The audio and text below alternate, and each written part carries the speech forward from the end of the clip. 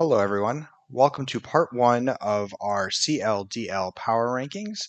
In today's video, we are going to talk about the Initiate Carry division and do some analysis and ranking of the coaches in that division. I am McGee, and I am going to be running this one solo today. Unfortunately, we could not align our schedules, Geo and I, and so I will be going solo on this one, and I believe either Geo by himself or Geo maybe with an additional person will be covering the Disciple Gary division in the coming days. So stay tuned for that if you were curious about that one as well. And then we will both be closing out with the Master Gary or Master Larry. Jesus, got our boy's name wrong 40 seconds into this video. We both will be coming together to talk about the Master Larry division as well as the final video of the power rankings. So stay tuned for all of those. But today we are just going to talk about the Initiate Carry division. And how this is going to work is we're going to go team by team in the draft order. So we're not going to start with best or worst or anything like that. We're just going to start with the very first team and then talk through it, talk about what elements I think are going to be good, issues I see with the team, and then give it an overall score. And then at the end, I'll kind of get a score tracker to tell you how the team's ranked, which one I think is the best team, which team I think might run into the most struggles. End of the day, these aren't overly meaningful. I've been ranked last for power rankings and gotten top seed of the division. So there's not a lot that's going to necessarily stop the bottom team from doing well. They just need to be aware of the issues they have and how they need to work around them. But ultimately it's going to depend on the coach and how comfortable they are with the team they're piloting, because as long as they're comfortable with it, that's really all that matters. But there are some objective aspects of teams we can really look at and dissect and, assess what might be points of concern or, areas where they are going to really excel based off of the team they drafted. So that's kind of how we're going to look at this. So the very first team we are going to talk about is, of course, the coach that had the first overall pick, and that is EmmoEmmo, who is the coach of the Richland Raichus. So he drafted with the very first pick, boldly drafts Hisuian Zorark, and then amazingly gets end of round 2 Mega Mawile, and Zapdos is still on the board, and then somehow late round 4 is able to get Slowking, early round 5 getting a Mamoswine, and then the rest of the team just kind of filling out roles. We got a Lowland Persian for some speed, Serena as the grass additional spinner, Araquanid for some very helpful webs, Dragalge as your dragon, poison, T-Spiker and Pivoter, and then Swallow again as a speed tier, and Karkle as just additional hazards and some bulk to work with as well. It's a really interesting team. I would have been so much more critical of this because he had a first overall pick and he put it towards a mid-tier Mon with the Hisuian Zork. It was more of a pick of a Mon he wanted to use rather than a strategic, this is the best piece on the board kind of pick. But amazingly, that worked out for him because Mega Mawile, Zapdos, Slowking is a really, really great trio. And I think he's going to do really well with those. Zapdos provides great pivoting, as does Slowking. Slowking enables Trick Room options for Mega Mawile to really excel. And then he still has some workable speed. I don't really see a lot of value in a Alolan Persian as like a, scare people into speed tying this kind of Pokemon, but it offers him something. And then the Swellow is actually a pretty solid speed tier. It can be really oppressive as either a Guts Facade spammer or a Specs Boom Burst slapper, just because he's got the scrappy ability to work with as well as Guts. So Swellow has some pretty good, mid-tier value. And his speed tiers overall are actually fairly solid. 125 to 115 to 110 to 100. That 100 to 80, a little notable. You would have liked to have seen something around 90 speed there, just because Zapdos doesn't always like to run speed. And the way his team is drafted, I think Zapdos is going to be stuck in a more defensive role a lot of the time, just because he doesn't have a lot of great physical defensive pieces. Slowking can be. It likes to be, Spadef, or it doesn't like to be the solo defensive piece. Alolan Persian has a nice ability for that, but Alolan Persian's stats are a little suspect, and Karkle can be, if the matchup makes sense and he doesn't have to deal with ground or water spam, then maybe Karkle can serve that role. But by and large, Zapdos, especially with the reliance on Defog, because Serena really is the only other piece of hazard control, reliable hazard control on this team with the Rapid Spin. Karkle can do it. It's not an ideal Pokemon to try to be using as your hazard control in a match. It really has to have the right situation to excel with that. So I think by and large, Zapdos is going to be relegated to that defensive role in a lot of matchups. It's not awful. Really, the only issue and concern I think it raises is that it opens up a 110 to 80 speed gap a lot of the times because Zapdos may not justify people respecting its 100 speed tier, and they may not bother trying to speed tie it or speed creep it, acknowledging that it's not going to be in that offensive role. So I could see that getting taken advantage of, but it's a somewhat minor concern, and that's really the only gap I see. We go from 80 to 72, and then 72 to 50, which is a great, but after 72, it's not the most concerning of speed tiers overall. Hazard play is okay. And I say okay because he has really good T spikes, obviously, with the Dragalge, really good webs with the Araquanid. But the Stealth Rockers, none of them love fitting that into a slot. Mamoswine probably has the easiest time in terms of wanting to slot it and being able to come to a lot of matchups. If Karkle shows up, Karkle's obviously running hazards, whether that's spikes or stealth rocks, but Karkle isn't always isn't going to be a reliable bring. It's a 1-point mon for a reason. It's going to have a lot of niche situations that might have value. So your rocks are primarily coming from Mamoswine. Your T spikes have good bring percentage. I think Dragalge is going to see a decent enough action, and Dragalge has a pretty easy time running T spikes when it comes. And then Araquanid with the sticky webs is really nice to enable the Mamoswine. And in some situations, the Mega Mawile to really shine. It'll probably help out with the Hisuian Zoroark as well, just to ensure it can run specs more reliably if it wants to run specs, or just be able to go for nasty plot sweeps and not have to worry about Choice Scarfs stopping it. So I see a good value in those webs if you can get them out. I think his momentum is really solid. We got Volt Switch on the Zapdos. We've got U-turns on the Serena, the Alolan Persian, and the Swellow.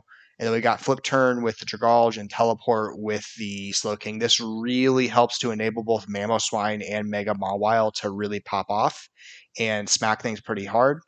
He has good breakers, obviously, with the Mega Mawile. Mamoswine breaks really well. I'm pretty confident this Hisuian Zoroark is going to do well as a breaker. It's got the right kind of stat line for it. 125 special attack on a 110 speed. That's really good for like a Life Orb or Specs or a Nasty Plot on the right situation. So I could see all those things going really well for him. It does okay alongside the Slowking to maybe take advantage of some Shadow Balls and get in. It's really going to mesh well, I think, with the Mamoswine and the Alolan Persians to bait out fighting attacks and get in safely in front of those, or be on the field in front of those fighting attacks and get a free turn to attack. So it should be able to take advantage of its illusion ability pretty well on this team. Overall, I think this is a really, really solid team. He took a really risky turn 1 pick on Hisuian Zoroark, but it really paid off for him. He got all these great pieces to fill it out, and he didn't have any picks that I think are so objectively bad that they were never going to see action or so hard to slot it. I think everything can see matchups, and the Karkle even has the potential as well to see matchups. There are some things that Karkle just kind of stands in front of and makes life very difficult for them. So Karkle may see some utility as well as the season goes on in a couple of matchups. He has some solid bulk. Obviously, he's really relying on that Zapdos Slowking core to hold long enough for some of these pieces to break. So his win cons are going to rely on those two pieces staying lively enough to pivot into the breakers and then enable the end game, whatever his end game sweep is going to be, whether that's Teleport, Trick Room, Mega Mawile, or just Hisuian Zoroark or Mamoswine going bonkers. All in all, really think this team is going to do well. I know Emmo's a pretty solid coach. I have a pretty solid expectations for it. I'm honestly going to give this, and we're going to start this off with a pretty high score here. We're going to give this a 9 right off the bat because I think this is just a really, really solid team without any major flaws. So really well done, Emmo. I think you're going to find this team working really well for you, or at least I hope it does. Next up is Jordan Playz, and he is the coach of the New York Yamasks. So he followed suit with Emmo. He went straight for a Hisuian Pokemon with his first pick, which is Ursaluna. I think Ursaluna is one of those that is unsurprising. It gets taken in the first round. Obviously, pick 2 is a bit of a pull, but Ursaluna as his first pick, then Jirachi, Mega Charizard Y, Larry. I'm glad he got picked up in this division. So we got Larry the Pyukumuku, Hisuian Lilligant. Enamorous Therian, Druddigon, Hitmontop, Glowking, Manaphy, and Smeargle. There are some elements of this team that do concern me, and I think I want to start with those. Actually, I'll talk about a couple of positive things first before I address the concerns. Ursaluna is going to smack things. It's really, really difficult to switch in on. Guts, Double Edge, Hurts. He has a couple of decent pivoters, as namely the Pyukumuku and the Jirachi that can create windows for the Ursaluna to smack things.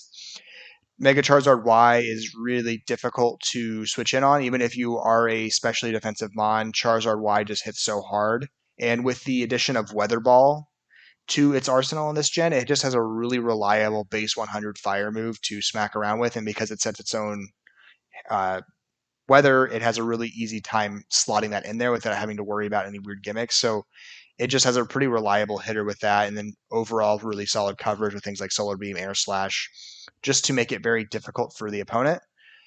Pyukumuku is a great wall. It's really good at eating things. It's slow momentum, and its ability to bait in some defensive pieces should mesh well with Ursaluna. If it's running Baton Pass or something like that to slow pivot out into something like the Ursaluna or even the Charizard Y to really smack things. Lilligant, Hisuian Lilligant is going to be an interesting mon. I've talked about this before previously. It's got that hustle ability, so there's obviously going to be a gamble element with this Pokemon, but Banded Hustle is virtually impossible to switch in on. It basically two-hit KOs everything, so it's going to be something that smacks pretty hard when it's able to get those windows, as long as it's not dealing with something too bulky like a flying type that it doesn't really have great coverage for. It is really enabled to just deal out massive damage, assuming you hit. And even if it isn't going to run that, Bandit out of 105 is also pretty solid. That 105 speed tier is also really good as a Scarfer for maybe some cleanup duty. So it could be a really interesting mon. That said, there are some elements of this team I think are going to cause a lot of trouble. The lack of hazard control, first and foremost, is really, really going to make it difficult for these Charizard Y to pop off.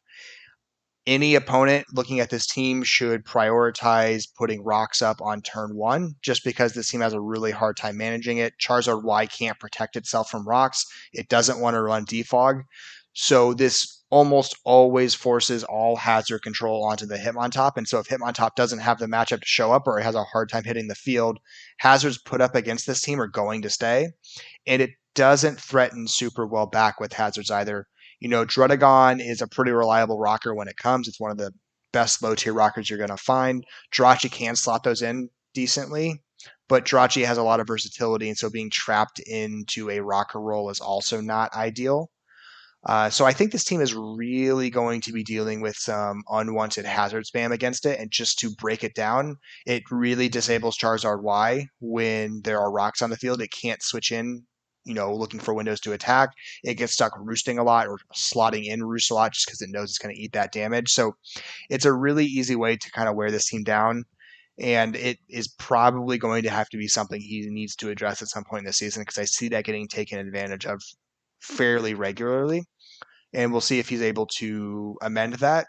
And then the other element of this team that does concern me, or two more elements I think that do concern me, is the speed tiers are not ideal. We've got 3 Pokemon stuck at base 100. 2 of them are the mythicals with those even 100 speds, and the Jirachi and the Manaphy. So we're not seeing a lot of breaking power with those. They need a little more time to set up to deal damage, which is not ideal for them. And then we've got some momentum issues that I think are going to make it difficult for Ursaluna to really pop off, or for Enamorous Therian to really pop off as breakers, just because they don't have an easy time seeing the field without taking damage. And since the team lacks a Great Wisher, I know Jirachi can run Wish. It doesn't usually like to run Wish. Since the team lacks a Great Wisher, it's very prone to just getting worn down if Pyukumuku and Slowking can't hold the line. So I think these are issues he's going to be running into early on in the season. He's going to have to take a lot of effort to ensure they don't break him in ways that he isn't, well suited for. And so it'll be interesting to see how he navigates that. I'm not saying it's not possible. Maybe he's got some interesting tech I'm not seeing right now with it.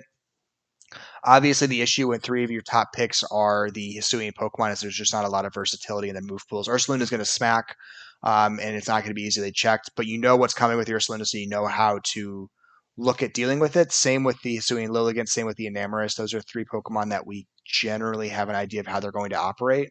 So he's going to have to be interesting with some of the gameplay with pieces like Jirachi, Slowking, Hitmontop, maybe even slotting Manaphy and Smeargle in there more often. You know, Manaphy can run Tail Glow, so all of these things I think could help him.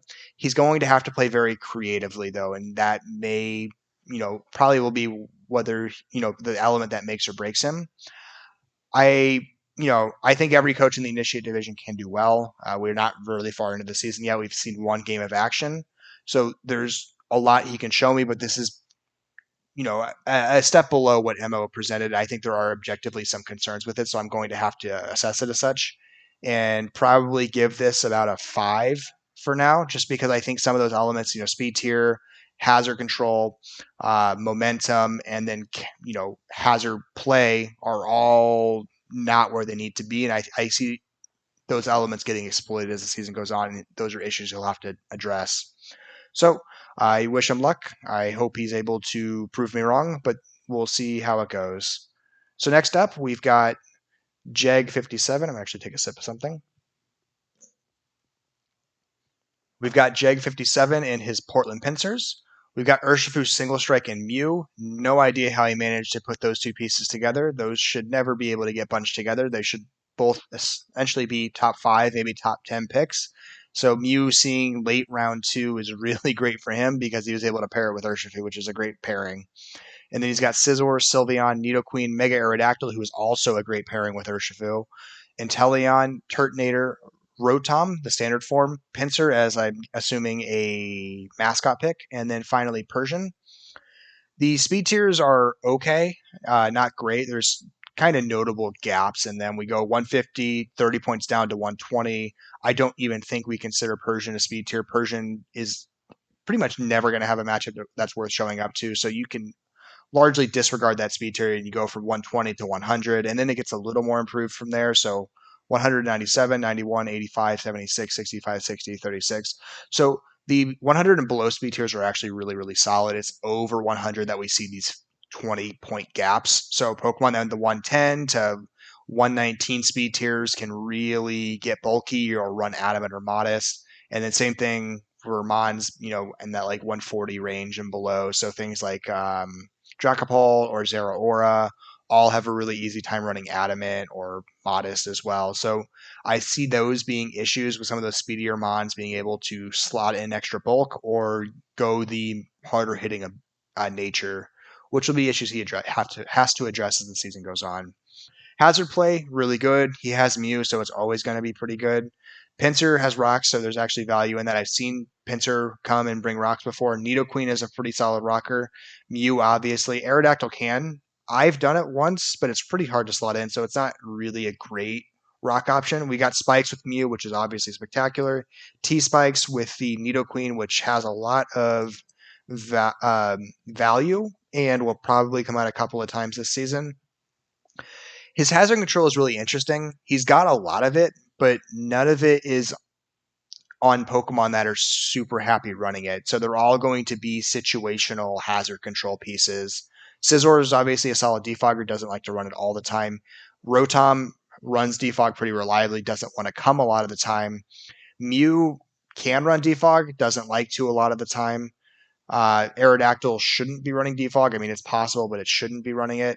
And then Turtonator is probably packing rapid spin when it shows up, but it's also not seeing a lot of action. So he's got 5 hazard control pieces, but none of them are that one piece where you're like, yeah, that's a pretty reliable piece of hazard control. So it'll be an interesting issue he runs into where he has to maybe put it on Pokemon that he would like to run other moves for, or just opt to not run hazard control, which is feasible in some matchups. He's not exactly punished super hard for things like rocks. Urshifu resists, Nidoqueen resists, Mega Aerodactyl is going to take the chip. Mega Aerodactyl can navigate around that. So it's not, it's not crushing if he isn't wanting to defog, but who he slots in may be interesting.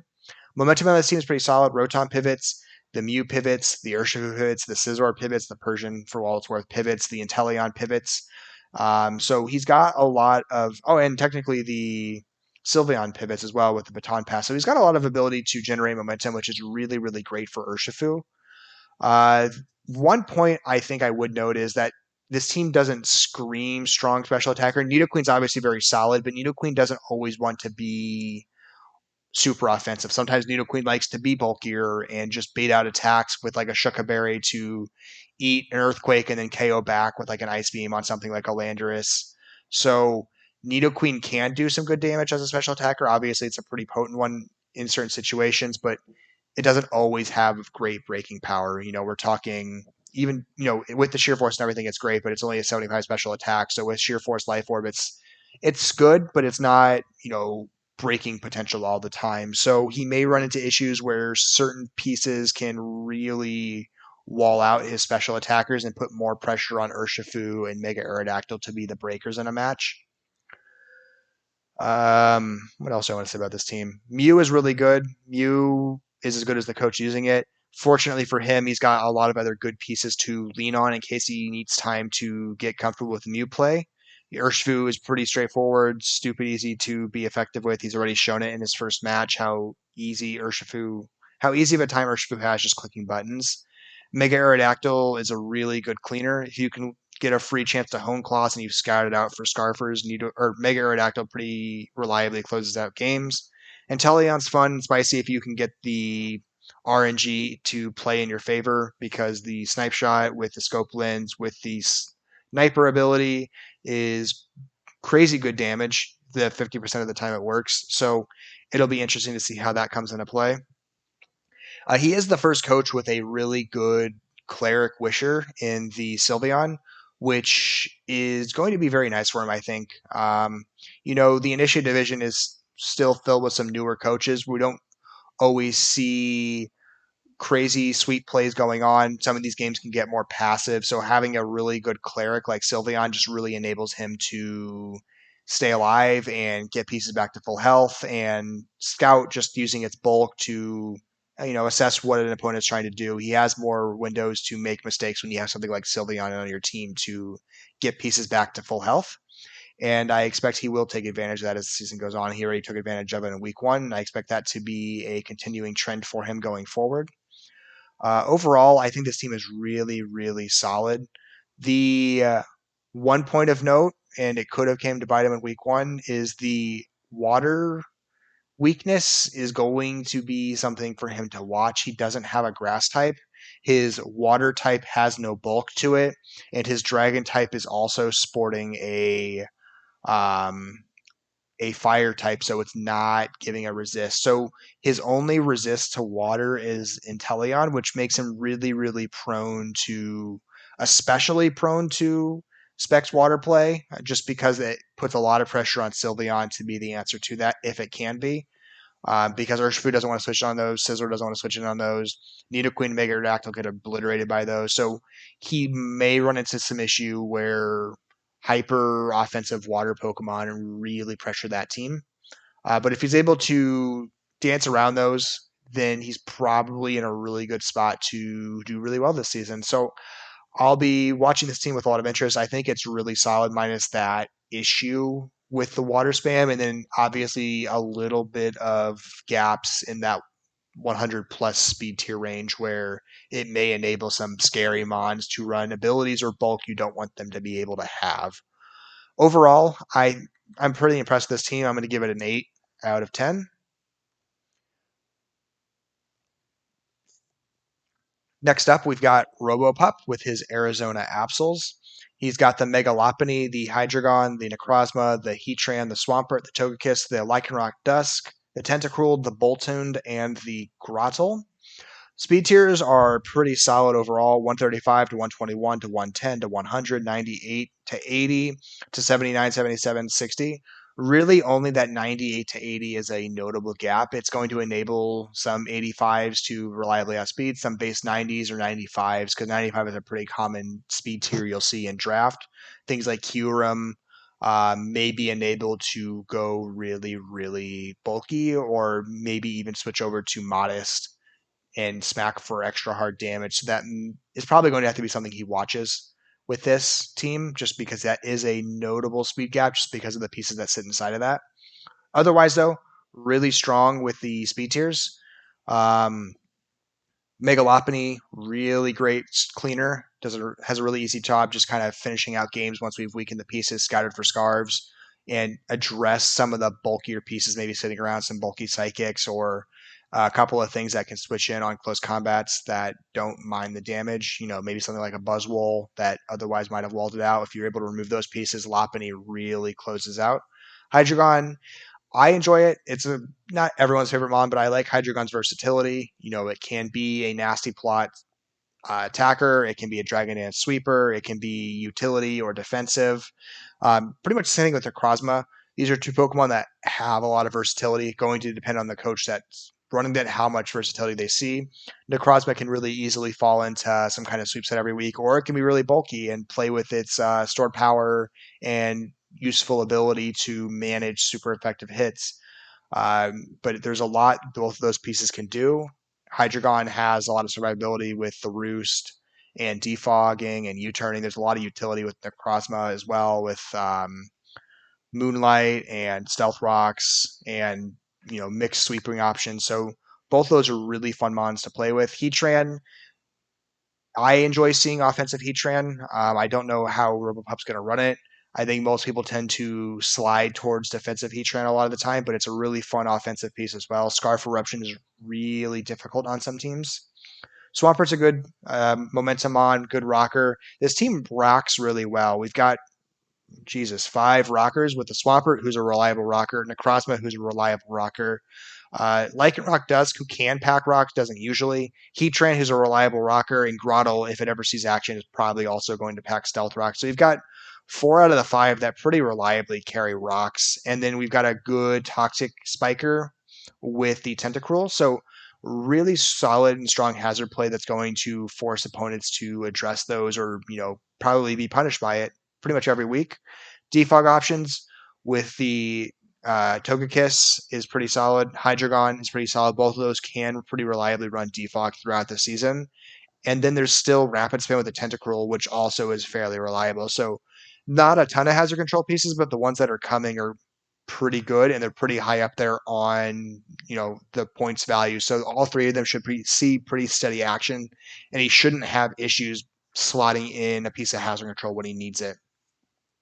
Momentum is not spectacular, but also not bad either. Lopunny pivots, which is great. Hydreigon pivots, which is great. That's 2 of his best 3 right there, pivoting. Swampert as a defensive piece pivots, which is also really great. And then Boltund, if it sees action, pivots pretty reliably with Volt Switch. And then there's still Baton Pass with the Togekiss. Not an easy move to slot onto Togekiss. I've seen it in action, but it's not the easiest option to pack, and Togekiss usually wants better moves there anyway. So I don't expect that to see usage, but it's also something for him to work with if he's trying to really enable safe pivoting to something like the Heatran or the Megalopony. You could see some utility with that.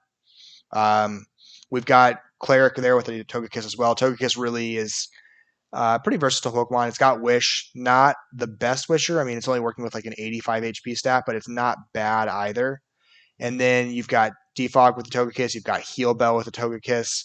So Togekiss can serve a lot of roles, or it can just be a Scarf Hacks machine with Air Slash. Who knows? But I will be really interested to see how this team performs. I think getting some of the early breaking is probably where this team's going to struggle the most, just because Lopunny doesn't break super well. Lopunny cleans up really, really well. Hydreigon, Necrozma, Heatran don't always break pieces really well. They can, but it's not always the easiest to get those really strong hits to break pieces open. Lycanroc Dusk is probably the best breaker on this team that's going to just smack damage. Other pieces like Necrozma, Hydreigon need some setup turns to get their attack power up to really bust things open. Heatran, if it's going offensive, it oftentimes is running Scarf, so it can get choice locked into attacks it doesn't want to get. And the other pieces aren't really smacking damage as much. So if he can break open that early to mid game to enable Megalopony to clean out, I think this team is going to be really, really scary. If he gets caught in some kind of quagmire early game where he's not really able to bust open pieces and some of his pieces start going down because Togekiss won't be the most reliable Wish Packer, it just has a hard time slotting that in reliably.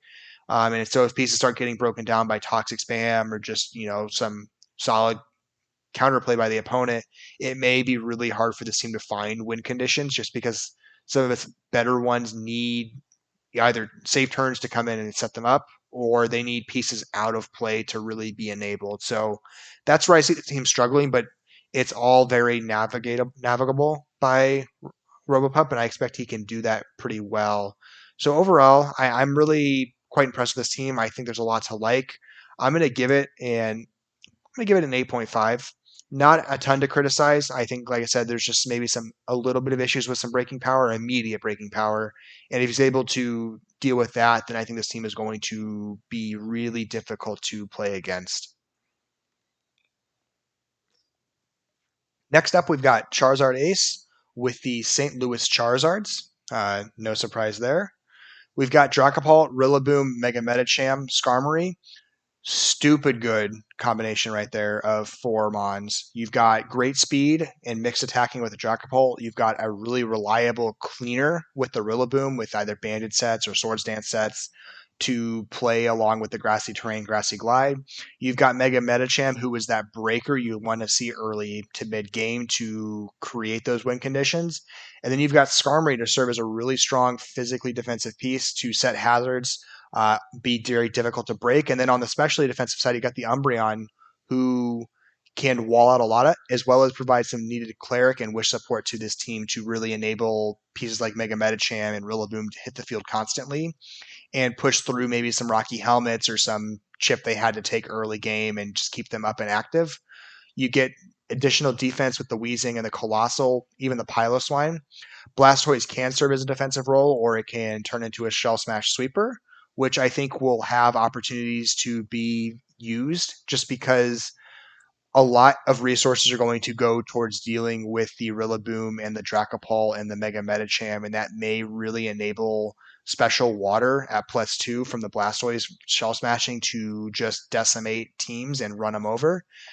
Just because they won't have the pieces available to really prep for Blastoise that well, because so much has to go to managing Dracopult, Rillaboom, Mega Medicham. And then you have Heliolisk as well as just like an additional good speed tier, good momentum piece, good Electricmon to put some pressure on flying types because Rillaboom struggles a little bit to push through flying types. Mega Medicham can run into those issues as well, especially if they're able to deal with the psychic attacks. And Mega Medicham doesn't have the right coverage, or it doesn't pack the right coverage, or makes a wrong predict. Some of those flying types can be difficult on Mega Medicham. So Heliolisk really helps to navigate that. And then Piloswine provides some really needed ice protection for this team. Colossal and Blastoise manage it okay, but the Dracopult, the Rillaboom are both eating ice pretty hard, and the Skarmory isn't resisting it like you want it to. So Ice Spam could otherwise get problematic. Piloswine helps to protect from that. Looking at speed tiers, pretty solid overall. Obviously, there's that 142 to 109 gap. Given that there's a Rillaboom on this team, it's not overly concerning, as it might have been without that, because Rillaboom just offers that priority to help navigate that speed gap in case there are threatening pieces in there that might be trying to, go fast and sweep with like an agility or a Dragon Dance or whatever that may be, or just having that Scarf or just natural speed tier to kind of hover in that spot and be dangerous. Rillaboom can usually make that a fairly moot point. And then we go from 100 to 85. Again, that 85 is concerning. The 100 to 78, if we're being realistic here, because Rillaboom pretty much only runs Adamant Nature. It's really, really rare Rillaboom wants to run Jolly Nature. And oftentimes Rillaboom is just going heavy bulk with enough speed to creep past certain things, because a lot of its gameplay is built around that priority with Grassy Glide. So we do jump from 100 to 78 in terms of speed tier consideration, just because Rillaboom doesn't always warrant a lot of speed tier consideration when prepping against it. It's generally assumed that it's going to be adamant and it's not going to be heavily invested. And so it'll probably be on Charizard Ace to force opponents to respect that if he can. Maybe pack some Woodhammer sets running the right speed tiers at some point to take advantage of maybe some bad investment by the opponents, assuming he won't bring it. So if he's able to do that with Rillaboom, then the speed tier issue is less of a concern. But until he proves that, I think that 100 to 78 is going to be a notable gap that could lead to some bulky pieces showing up and being able to kind of sit in that speed area. Blastoise at 78 warrants respect. 70 with the Skarmory, 65 with the Umbreon, 60 with the um, Galarian Weezing, 50 with the Piloswine, 30 with the Colossal. It's actually a pretty good gap from there on down. Just no major gaps, pretty much all the way to 50, which ensures that a lot of pieces are put in awkward places. If he runs into Mega Mawile is probably forced to run speed because it doesn't want to speed tie the Piloswine and die to Earthquake. It probably wants to try to creep past the Galarian Weezing so that it doesn't get smacked by Flamethrower or Will-O-Wisp and it's outspeeding that. So it puts pressure on some of these pieces that are slower and breaking types to be forced to run a little faster in order to dance around them. Maybe even something like Ursaluna is going to be forced to run some speed on it because it doesn't want to get caught by a Piloswine clicking Icicle Crash. Hazard play, Skarmory is a great stealth rocker, Colossal is a great stealth rocker, Piloswine is a great stealth rocker. One of those three is pretty much always going to come to a match, so he has no issues at all packing stealth rocks. Pretty much the same to be said with spikes. Skarmory is going to see a lot of play reliably, so it can pack that. Colossal will see niche play, and so it can pretty reliably pack that. Weezing has the toxic spikes, which it can pretty reliably pack as long as the situation makes sense for it. So overall, his hazard play is really, really strong. He's always going to have hazards to work with week to week, and so opponents are going to have to consider that in prep. Hazard control is solid, not spectacular. Galarian Weezing can run defog. It has run defog. Doesn't always like to. It usually has better move slots it wants to work with. Skarmory almost never wants to run defog. It's really counterproductive to Skarmory play to be packing defog because Skarmory is the hazard spammer generally as a flying type. It's not the one removing hazard. So if Skarmory is forced to play that role, Skarmory is not really being utilized to its best. But he's got really solid rapid spin play with the Colossal and the Blastoise. So hazards overall shouldn't be an issue. He can slot something in with one of those four Pokemon. It would be fairly amazing if one of those four wasn't in play for him any given week, and so it shouldn't be an issue. But there's no spectacular easy answer to hazards by the opponent, so we may run into an awkward situation where he really has to force hazard control into something he doesn't want to have to force it onto. Momentum on the team is pretty solid, which is also very scary. We've got Volt Switch with the Heliolisk. We've got U-Turn with the Rillaboom and the Dracopult, which is pretty scary. And then we've got Flip Turn with the Blastoise, as well as Baton Pass, notably with the Umbreon. And I won't even discard the idea of Baton Pass Mega Medicham. I've seen that in the past where Mega Medicham knows it's going to bait in a Psychic type. Take Mew, for example, that can wall it out with full defense, full HP, Rocky Helmet, really just punish Mega Medicham. So Mega Medicham, instead of knowing that that's going to switch in, can just click Baton Pass and then have the perfect answer here with the Dracopult to punish that Mew switch in. So there's good momentum on this team to really enable some of his breaking pieces, the Dracopult, the Rillaboom, the Mega Medicham, to see the field safely and get free windows to smack for damage. Overall, I think this team is really scary in that regard. We've got Umbreon as a really good wisher. And the nice thing about Galarian Weezing on this team is that he has an alternative aromatherapy user to work with. So if Umbreon wants to run Wish, Protect, Foul Play, and Baton Pass to have that momentum, he can still slot that aromatherapy onto Galarian Weezing and have that to work with just to help protect from maybe some burns or paralysis that he doesn't want to see on his Pokemon.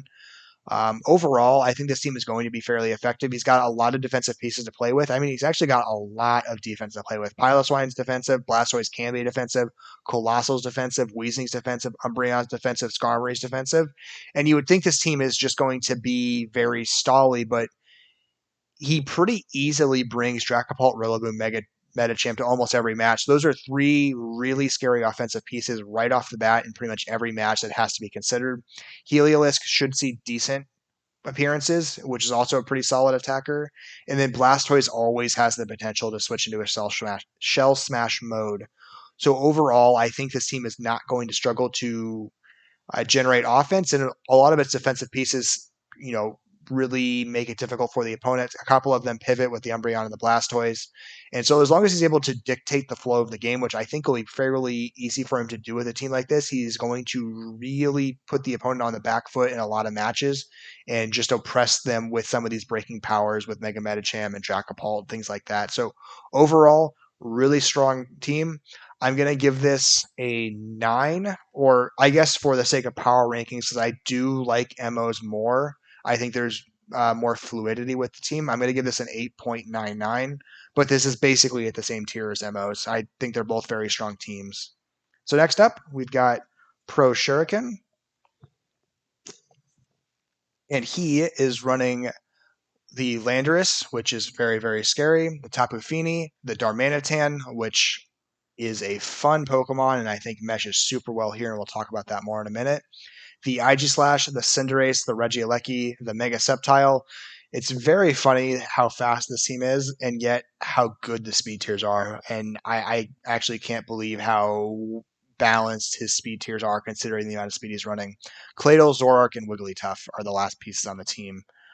So it's baffling how great the speed tiers are. We got 200 with the Regieleki, which is just bonkers good, but we still got a 145 with the Mega Sceptile. We fall to 119, which is a pretty respectable spot with the Cinderace. 105 with the Zoroark, that does justify consideration and prep against. 101 with the Landorus. 95 with the Darmanitan. 85 with the Tapu Fini. 75 with the Claydol, which doesn't always generate respect, but it may. And then Aegislash with the 60. So he really doesn't have anything larger than a 15 speed gap in all of the critical speed tiers. You know, above 119, you can have gaps. It's not a huge concern. We don't really assume anything is above 145. So Regieleki is just that stupid good electric piece really high up. This team is scary with how good its speed tiers are. Opponents just won't be able to take advantage of gaps with the speed, which really can help him prevent pieces from being extra bulky that don't have that versatility to be extra bulky anymore, which lets Landorus and Darmanitan and Regieleki and Cinderace and Aegislash all KO them really easily. Landorus Darmanitan is a really fun combination. Darmanitan scarfs super easily. Landorus likes to be a special attacker. They feed into each other pretty well. And then Darmanitan, its one issue in terms of breaking power is usually fat waters. And so having a Regieleki on this team is also a really nice piece to work with because he can just U-turn on the fat water switch in, bring in Regieleki. Regieleki probably forces the ground switch in, and you can double back into Darmanitan to take advantage of that. Or if the ground switch in isn't that good, or if the water switch in has bad special defense, you can just U-turn into the Landorus and oppress with Earth Power instead. So there's a lot of breaking power with this team. Landorus breaks really well. Darmanitan breaks really well. Regieleki breaks really well. Aegislash breaks really well. So this is really hard to switch into the pieces on this team. And it's inching towards hyper offensive mode. Tapu Fini is probably the most reliable bulk piece that's going to see action here. Aegislash can be bulky in the right matchups. It doesn't always want to be in that role. It sometimes wants to go offensive. Claydol has good bulk, but Claydol isn't a reliable weekly bring. Wigglytuff as well. I've used Wigglytuff in draft before. It doesn't have the easiest time coming week to week, and it's more of a situational bring. So this team is really counting on winning on offense and momentum, and it's there. I mean, it's really hard to ignore how good the offense is. We've got, a lot of momentum to enable that too. We've got Volt Switch on the Regieleki, U-turn on the Zoroark, the Landorus, the Darmanitan, and the Cinderace, and then he has some teleport play as well, which is actually really, really helpful with the Wigglytuff and the Claydol. Claydol has a pretty easy time packing teleport when it comes to matches too, so you can get that slow momentum into enabling some of these offensive pieces to shine. Hazard control is a little funky, but also not bad. We've got Defog on the Fini and the Landorus. Fini may run Defog once or twice this season. I'd be surprised if Landorus ever does. Regieleki actually has a pretty easy time slotting in Rapid Spin just because it doesn't have a lot of moves to work with. And so it can pretty reliably pack Rapid Spin, as well as Claydol. Claydol has a pretty easy time packing it too. But this team has Cinderace, and I think Cinderace is going to be baiting opponents into bringing hazards against them pretty often because obviously Darmanitan is going to be Choice Scarf most weeks, so it's really prone to rocks. Cinderace theoretically is prone to rock damage, but it's probably going to run Boots a lot, and I expect he's going to use Court Change or Pack Court Change a fair amount, just because his hazard play itself isn't that great. Wigglytuff is an okay rocker. It's not going to see a lot of action.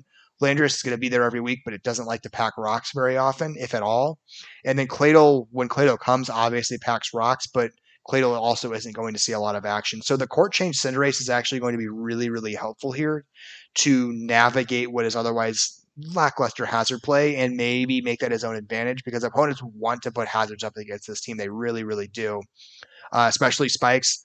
T-spikes are pretty solid here because obviously Fini would normally protect against that with its terrain, but Fini will get poisoned on entry to set the terrain if the T-spikes are on the ground. And this team doesn't have the poison type to protect itself otherwise. So it would see the poison, Darmanitan would see the poison, Mega Sceptile would see the poison, Regieleki would see the poison. And so by having Court Change Cinderace, you can really dance around some of these issues, and I expect it's going to see a lot of action. Slightly, limits the versatility of the Cinderace because you may be relying on that more often than you'd like to check hazards, but it can turn what's otherwise a net negative into a pretty strong offensive option. There are a couple of points of note that I do want to make. His team is a little water fragile, pretty reliant on Tapu Fini to check all water attacks. Sceptile can. The issue Sceptile runs into is a lot of Pokemon that can put out a water attack can also put out an ice attack. And so if this is already Mega Evolved, it doesn't want to get any sort of ice damage on it. It doesn't have that great of bulk. I mean, we're talking 85, 75s for the defenses and then 70 HP. So this doesn't want to get sneezed on at all. The Zoroark is an interesting piece on this team. I don't think it's going to see as much value as you would like in terms of its ability, because what Zoroark likes to do is actually, I take that back. Zoroark actually may see some good utility here because Zoroark can, or I'm sorry, a lot of his team pieces force opponents into making very predictable defensive switch-ins. So Darmanitan forces the bulky water in. Landorus forces the flying type in, especially if it's something like Skarmory or Corviknight. And so Zoroark can take advantage of that, where if a Skarmory or a Corviknight is trying to come in to check a Landorus, all of a sudden, oh wait, it's a Zoroark and it's clicking Nasty Plot, and oh, there comes Fire Blast or Flamethrower, and that Steel type is gone, and now Zoroark has enabled Landorus to clean out games. Or Zoroark comes in because maybe the opponent has a Slowbro to try to check the Darmanitan, and so the Rocky Helmet Slowbro just eating the U-turns and whittling down the HP is a concern for this Darmanitan, but oh wait, it's a Zoroark that actually just clicks Dark Pulse and one-hit KOs the Slowbro, and now the Slowbro's out of play, and this Darmanitan just screams damage the rest of the game. So the Zoroark actually has a window here to really enable things. Regieleki might force in the ground types. Actually, it's going to force in the ground types. So if it's a ground type that also is something like a ground ghost, like say Palossand, then Zoroark can really take advantage of that with a Dark Pulse because they think it's a Regieleki and they force it to switch in. So this team forces opponents to create a lot of designated switch-ins, and Zoroark can take advantage of that. It's really going to be on ProShuriken to get the most out of that. If he's able to create that situation, I think he's really going to do really, really well with this team.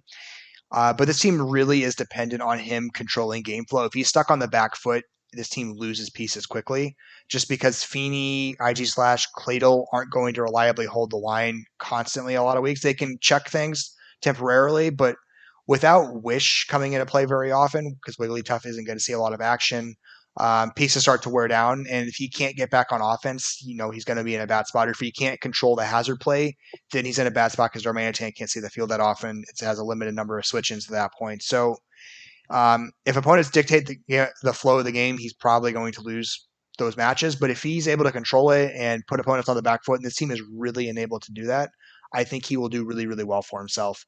Overall, I'm going to give this team an 8.5. Actually, who got the other 8.5? Was it Jeg? Robopup? I like his team more than I like Robopup, so I'm going to give him an 8.51 for the sake of tiering. But that's generally where I see it. So overall, really well done. I'm really scared of the offensive power of this team, and if you play it and control game flow well, I think you're going to have a really, really good season. Next up is Joshua in the Hope's Peak Deoxys. We've got Tornadus and Slowbro as a very nasty regen core. Really going to be tough to break that. And then we got Mega Aggron, Kyurem, Rotom Heat, Aromatisse, Krook, Conkeldurr, Dhelmise, and Purugly. Of note, and I want to address this immediately, the speed tiers here are not super exciting. There is some Trick Room play to be had with Slowbro and the Aromatisse feeding into the Conkeldurr and the Mega Aggron, but it's not the most exciting of play because we go from 112 with the Torn to Purugly at 121 with the Torn to 112 with the Purugly, who I don't think anyone's going to respect as a speed tier unless he starts forcing it to appear in a lot of matches. It's just not going to generate consideration. So we essentially go from 121 to 95 to 92 to 86, and then we drop hard again to 50.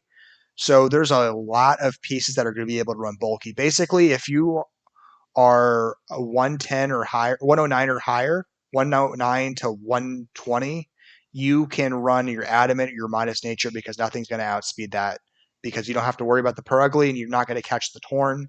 So a lot of those pieces are going to be able to smack really, really hard just because the speed tiers aren't there. And anything 85 and below that doesn't think they're going to be able to catch the Rotom Heat can also go full bulk and maybe full bulk offensive. So something like a Nidoqueen can be really scary because all of a sudden it's able to go modest and have some bulk to play with. Or, maybe an 85 speed tier as well, or something like a Mamoswine doesn't have to run like any speed at all. Mamoswine can just go full attack and then full HP or something like that and just scream damage. So this team's going to run into that a lot, I think, where pieces are just really enabled to get really fat to deal with this, which makes it difficult for something like Kyurem, Conkeldurr, Krook, or Mega Aggron to break the way they need to. Hazard control on this team is definitely really solid. We've got Defog on Torn and Rotom Heat, who can both reliably pack that and shouldn't be a concern. You've got Niche Defog on Conkeldurr. I'd be surprised if he ever needs to pack that, just because those other two are really, really solid. And then he still has Rapid Spin play with the Dhelmise. So hazard control is actually really solid on this team. Shouldn't be an issue for him all season. It may be a little less exciting with his own hazard play. I mean, Mega Aggron can run rocks reliably. Krook usually packs rocks fairly often when it shows up. So he should be able to get rocks up, but that's it. There's no T-Spike play here. There's no spike stacking, just two rockers. And so if you can eliminate or neutralize those early, then you're not dealing with a lot of hazards from this team. And so that can be difficult for this team to be stuck on the back foot where maybe your opponent's just playing the hazard stack game where all you can do is put rocks up and your opponent's trying to put rocks up, they're trying to put spikes up, they're trying to put T-spikes or webs up. And so you can be stuck in a spot where you're constantly having to defog because you can't match the hazard play on the opposite side of the field. And so that may be something that is difficult for him to navigate. We'll see if opponents bring that and oppress with that. But overall, the bulk of this team is solid. Slowbro's not going down easily. Aromatisse isn't going down easily. Torn isn't going down easily. There isn't a great special defensive option. Slowbro doesn't want to run that. I mean, it can run AV. It doesn't like to. Rotom Heat can, but a lot of the special attackers have moves that really kind of pressure the Rotom. A lot of good special attackers can have a water move or a rock move to really kind of pressure it, or they have the typing where Rotom Heat isn't well enabled to pressure back. Maybe something like a Dragon typing where Rotom Heat just doesn't have that pressure. But the team has pretty decent momentum with some of its key pieces. Torn pivots really well with U-turn. Slowbro pivots really well with teleport, and the Rotom Heat pivots really well with Volt Switch, which can be really good for getting free Kyurem turns or free Conkeldurr turns, because Conkeldurr can get in front of things like Ferrothorn maybe that tries to come in on a Slowbro, and now you got a Conkeldurr that just gets to click a button for free with no safe switch in. So if he's able to generate those plays, I think he's in a pretty good spot. But he's just going to be in a really tough spot in terms of calcing damage because his opponents can really be enabled to play with their EVs against this team. And so a lot of what might have been one-hit KOs or maybe not anymore because the team is just really able to go bulky against this and wall out and survive a lot of attacks and maybe KO back or break back. So maybe Conkeldurr doesn't kill with that close combat anymore and then gets smacked by a Psychic or a Fairy or a Flying move, and all of a sudden Conkeldurr's out of play, and there goes one of your critical breaking pieces because Mega Aggron can break. It usually needs an Automite, I think it's Rock Polish technically, a Rock Polish or an iron defense before it's really screaming damage. Kyurem is obviously very scary, but there are things that Kyurem doesn't smack super well, and you really want Conkeldurr to be able to come in there and break them just so Kyurem can be enabled for that late game pressure. And so I think he may run into that issue where he's relying on some pieces to break, and if they get neutralized or taken advantage of because of the bulk your opponent's allowed to run, then this team may have a really hard time generating any damage. Just because Torn doesn't always scream damage, although nasty plot sets are certainly viable. Slowbro is more of a pivoter with Future Sight. And that Future Sight into Conkeldurr is actually really scary because Slowbro baits in a dark with the Future Sight. Maybe you can hard switch to Conkeldurr, and now Conkeldurr screams a fighting attack, and there's not really a switch into an incoming fighting attack with a psychic kicker at the end. And so I think there's going to be solid damage there to be had, but he's going to have to play to that. I don't think this team has an easy time synergizing with itself. I think there are pieces that are going to struggle to pop off, and he's going to be overly reliant on some to perform breaking roles more often than he'd like. I think Kyurem is going to be stuck as a special attacker most of the season just because he needs it to be that. Just because he has good enough answers with the Conk and the Mega Aggron and the Krook, where he doesn't need another physical attacker. He needs a way to push through some of those physical walls, and so he's relying on Kyurem to do that. But if he's able to address that, I think he's in a good spot. He's not overly pressured by any one type. Torn plus Slowbro really protect him from fighting spam, which otherwise might have pressured his Mega Aggron, Kyurem, Crocodile, but his two regen mons can eat those fighting attacks all day. Fairy may be a slight concern, but Mega Aggron's a decent answer. Rotom's a decent answer. And as long as he can keep those pieces healthy, he's probably able to keep himself from being punished too hard by Fairy spam. Overall, I think it's an okay team. I have concerns about, like I said, its breaking power. And some of those pieces, if they go down, I think this team is going to struggle to find win cons just because it's super reliant on some of those happening. But if he dictates flow with the Torn and the Slowbro to, tank attacks, force opponents to switch out, and then use those force switch out turns to pivot into some of his breaking pieces like Honk or Kyurem, I think this could be a really scary team. So if he's able to dictate that flow, I think sky's the limit for him. But for now, I see some flaws, and I'm not overly confident in how he's going to be able to navigate them. So for now, I see it as like a 7.5. Overall, pretty solid. I maybe would have wanted to see much more improved speed tiers because I think that is going to be the biggest issue he's going to run into all season. Actually, let me reassess it. I may actually drop that just a little bit. No, I'll give it a 7. I'll give it a 7. Like I said, there's some good pieces here, but the speed tiers really, really concern me. All right, next up we've got Soul with the Vancouver Vivillons. Garchomp, Corviknight, Melodic, Tangrowth, Thundi T, Drapion, Empoleon, Comfey, Shelmet. Speed tier in terms of max isn't that great. In my experience, I like to see at least one piece at 115 or higher just so that you're not constantly relying on scarfs to get past a couple of scary hitters, especially in that 115 to 120 range. There's a lot of scary things that can sit there, and you want to be able to outspeed them with at least one piece if you can and not have to require it be scarf. But it's not the end of the world. Garchomp can get fast pretty quickly. Infernape scarves pretty easily. Thundi scarves pretty easily.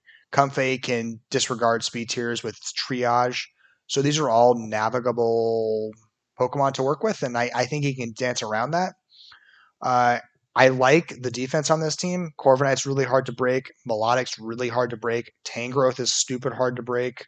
Empoleon can be a real nuisance to get past. Comfey even can be a problem. And I've seen Shelmet actually be an absolute menace if opponents don't bring an answer to it or they don't have a lot of knockoff spam. This team does bait out knockoffs pretty hard, though, so I think Shelmet will struggle to be effective just because there's no Mega on this team. And with no Mega, this team just encourages opponents to carry knockoff to smack it around and take away the items, and there's no switching on those. Tangrowth can take them fine, obviously, but Tangrowth usually likes to hold on to its Rocky Helmet for as long as possible or its leftovers. And so having that taken away early game is not ideal either. So I see that being a slight concern. Hazard play with this team is really, really solid. Infernape can do rocks. It's pretty rare, but there are niche situations. Garchomp has a pretty easy time slotting those in, and then Empoleon, if it shows up, almost always likes to bring those. Shelmet can be a fun spiker if Shelmet finds the matchup where knockoff spam is not going to be a problem. Also has T-Spikes, but Drapions going to be your more reliable T-Spiker and should see a lot more action. Hazard control on this team is actually stupid good. Corviknight defogs so well to the point it can pretty much be your only defogger, and you don't even feel pressured about running defog on it every week. Corviknight's just going to pretty much come to every game, want to defog in almost every game, and it'll do that role really, really well. But you still have Empoleon to do it as well, and Comfey can, in the right situations, pack it as well. But overall, Corviknight just does such a great job about that. We've got decent momentum here with the Thundurus being able to pivot. The Infernape pivots really well. The Corviknight pivots really well. Comfey runs U-turn more often than you'd think, so I expect to see that with Comfey quite a bit. And then Melodic gets the flip turn, which is really helpful as well. Slow pivoting into some offensive options should be pretty nice. Empoleon on this team is interesting. I may even call it unnecessary. This team has a really good bulky water already with the Melodic. This team has a really good bulky steel already with the Corviknight. So Empoleon is occupying territory that's already covered by other Pokemon. And there's no Wisher on this team to get its health back in the way you'd like. And so Melodic heals fine, Corviknight heals fine, Empoleon doesn't heal. So Empoleon's actually in a pretty weird spot where it's largely being used for its ability to put up Stealth Rocks, and that's about it. I think Empoleon is, in my opinion, is probably worth reassessing and maybe moving on from. I think there are other pieces this team might want instead, and that extra 10-ish points that come from Empoleon may be better utilized elsewhere. But the rest of the team, I think, has its value and has its roles. Garchomp is a really good physical sweeper. Infernape is a really fun mixed attacker where it can go very scarily with a band or surprise with a nasty plot set. Thundurus can be a double dance away sometimes from winning, or just one of those two from sweeping. Even Comfey as like a Calm Mind sweeper is viable if you're able to check the steals, and this team has a really good pieces to answer that with, because Garchomp breaks them pretty hard, Infernape breaks them super hard. So those are two top tier mons that really disincentivize steals from wanting to come. And so Comfey is really nicely enabled to maybe get those offensive options more often than you'd think. What else do I want to say about this team? Overall, I think it's a pretty solid team. I think Tangrowth is going to be a menace. Double Leech Seed options with the Tangrowth and the Comfey is going to be really annoying for opponents to navigate, and that can really wear down some counterplay options and, just slowly bring them down to the point where they get in kill range for Garchomp, Infernape, and Thundurus to break them open. I think I'd like to see better speed. I think that not having anything even at 110 is tough because there's a lot of good mons at 110, especially in the top tier area. We've got Galay, we've got both Elates, we got Mega Diancie, and there's a couple things hovering right above it as well. You got Kartana at 109. You're speed tying with all of the Musketeers. So you got Terrakion and Keldeo sitting at 108 as well. And so you just get stuck in this weird spot where you feel like you may be stuck with Scarf more often than you'd like, and maybe you want to be able to run a Swords Dance Infernape, but you need that Scarf just to be able to reliably push past a couple of speedier options. So I'll see if that becomes a point of concern for this team as the season goes along. But at the moment, I like a lot of the other elements about it. I think Empoleon can maybe be discarded and replaced with something more versatile to what the team needs. Maybe that speed tier I'm talking about, if there's something sitting right in that range, or maybe a Mega to help manage knockoff spam and maybe give Shelmet a little more opportunity to shine in matchups just because there's an option to switch out, because this team lacks that option right now. There is no piece on this team that happily eats the knockoff. I think everything would like to retain its item. So that may be, a difficult thing for this team to navigate. We'll see how that plays out. Overall, I think this is a pretty solid 7.5 team. I think it has really good defense. I would like to see, I think, a little more reliable of offensive pieces. I think some of them just need set up to really threaten the way they need to threaten. And if you're relying on a piece getting a free turn to set up to sweep, that can be okay a lot of the time, but there'll be those matchups where you just really needed that piece that was really able to go. And this team, lacks that at the moment. So we'll see if they're able to fix that or just navigate around it as the season goes on. Overall, I think it's a solid team. Next up, we've got the Compton Cripplups, which is probably my favorite team name this season, especially the logo. And that is coached by BugGoBrr. I think he just primarily goes by Bug on the server. He's running Mega Diancie, Zapdos, Galarian Zapdos, Rotom Wash, Spectrier, Dragonite, Diggersby, Silvally, Bronzong, Sandaconda, and Ariados. We talked about this in the Discord. We had differing takes on this. I don't like Sandaconda on this team. I think it doesn't have a particularly standout role. He sees it as a rocker and just a new mon to try. I see it getting largely outclassed by ground type Silvally when you need a bulkier ground type in the matchup. Because Diggersby is a fun offensive piece, but there are matchups where you really need that electric resist, and there aren't really any electric resists on this team. The Rotom, the electric type, has a water type, so it doesn't resist. The Dragon type has a flying type, so it doesn't resist. And Diggersby isn't a reliable hard switch in on pretty much anything just because it has weak stats overall and doesn't want to be caught on a bad predict. So you get a little reliant on Sandaconda to help check electric more often. But I think Silvally overall does a better job. That's just a point of disagreement. I see what he wants out of it. If he's able to get that utility, then he can entirely prove me wrong. I'd be curious, and I'll be watching that with a lot of interest to see if he's able to pull it off. The rest of the team, though, I think is really, really interesting, and I think it's really well organized. Spectrier is a really great 130 speed tier. Mega Diancie is a really great 110 speed tier. Zapdos, really good. Silvally is really good. Rotom Wash at 86. Dragonite at 80. Diggersby at 78. And then you fall to 71 with Sandaconda. And then that's pretty much it for speed tiers. But 70 and below aren't overly concerning about having speed pieces there. If you can get to 60, that's great. Below that, it really doesn't matter. But 71 is a fine stopping point as well. So he really doesn't leave any concerning gaps in that whole range.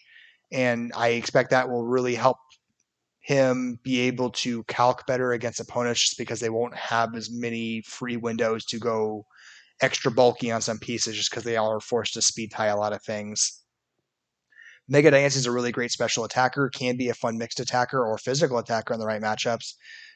Galarian Zapdos is one of the easiest mons to choice lock in all of draft. It has a really easy time running Scarf or Band and being incredibly potent with either, so I expect to see a lot of that. And it still has some fun agility bulk up sets that I can run if you have the right matchup to get those setup windows.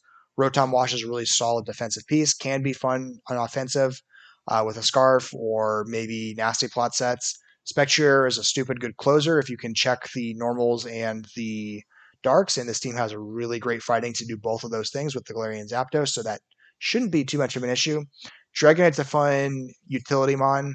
Depending on the coach, it can either be Dragon Dance 2 or 3 attack, or it can be a cleric with Heal Bell, Roost, and Defog. It really depends on the coach and what they want to get out of it. But Dragonite is good in either role. It's just about how it fits the team build.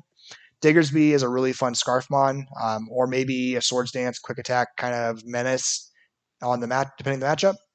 Silvally is a jack of all trades, master of none, whatever type you need for this matchup, which is actually really good for this team. It lacks a fire, so it may need matchups where it needs to be able to resist certain attacks that Rotom Wash can't. For instance, maybe it needs to have something for a freeze dry matchup. Silvally can really slot in for that kind of situation. Bronzong's a really good defensive piece as well, really solid rocker. That Levitate is super nice to navigate ground spam. This team in general makes ground attacks pretty unviable. Zapdos is immune, Rotom is immune, Dragonite is immune, Silvally can be immune, Bronzong is immune. And so if you're trying to smack Diancie with a ground type, it's going to be really, really difficult to do unless your name is Zygarde, which is really good for him. And then Sandaconda offers rocks, and then Ariados technically offers some hazard play, but I'd be shocked if Ariados ever made sense for a matchup. It's really hard to slot something like that in there. But if he sees a window for, Sticky Webs or Toxic Spikes to oppress, then maybe he brings it for that matchup. We will see. Overall, I think this team has a lot of versatility and enables a lot of win cons. Diancie smacks attacks pretty hard. There are some bulky normals that can switch in on Mega Diancie, but you have to be careful about the Zapdos it can enable because It doesn't see a lot of play, but Baton Pass Mega Diancie actually has viability on a team like this because if you know something like Chansey or Blissey's going to come in on you as a Mega Diancie, rather than waste your time attacking, you just click Baton Pass straight into the Zapdos while that Blissey or Chansey comes in, and all of a sudden you've got this really, really great situation. And there usually aren't a lot of long-term answers to Galarian Zapdos, especially if you're banded. You just kind of break things. So I could see this team really taking advantage of that baton pass slot for Mega Diancie more than once. Pivoting with the Zapdos is really good as well.